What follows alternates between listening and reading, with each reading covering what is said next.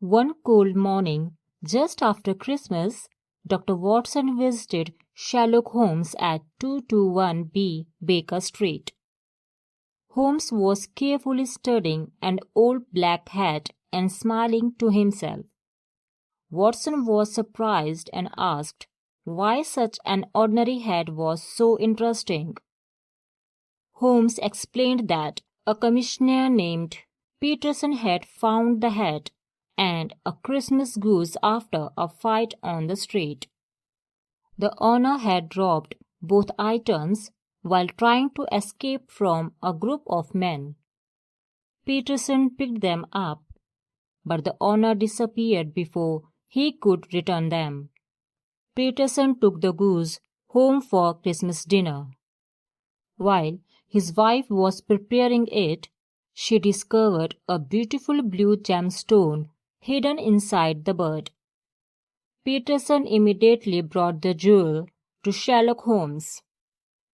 Holmes recognized it at once. It was the famous blue carbuncle, one of the most valuable jewels in England. It had recently been stolen from the Countess of Mocar, and an innocent plumber named John Horner had been arrested for the crime. Holmes believed the real thief was still free. Holmes first examined the old hat, from its size, condition, and the small details on it. He concluded that its owner was an intelligent man who had once been rich but had recently become poor. The name Henry Baker was written inside the hat. Holmes placed an advertisement in the newspaper asking Henry Baker to come and collect his hat. That evening, Henry Baker arrived at Baker Street.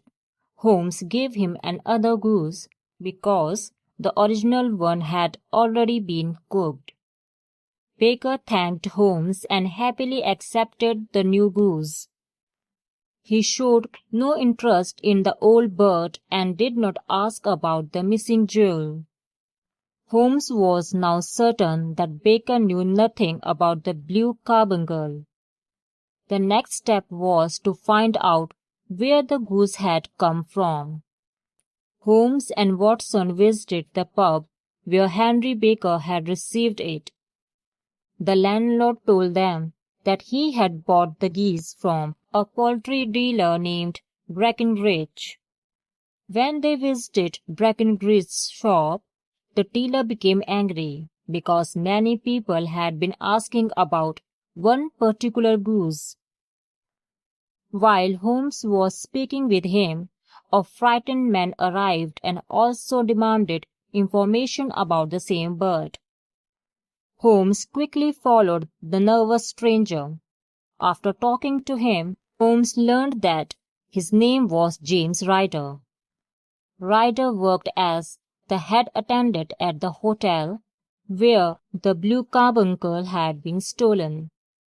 Holmes invited Ryder back to Baker Street. There, he calmly showed him the blue carbuncle. Ryder's face became white with fear. He realized that Holmes had discovered the truth. At first, Ryder denied everything. However, Holmes explained exactly how the crime had happened. Finally, Ryder broke down and confessed.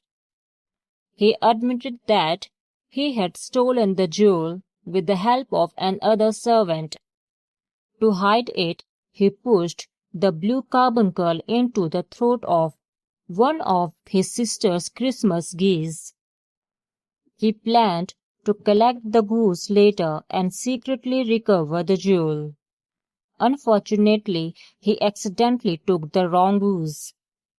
The bird carrying the gemstone was sold to Henry Baker and finally ended up in Peterson's hands. Ryder begged Holmes not to send him to prison. He promised never to commit another crime. Holmes thought carefully. It was Christmas, and Ryder was terrified and deeply ashamed. Holmes believed that prison would only make him a worse person. he decided to let Ryder go with a warning.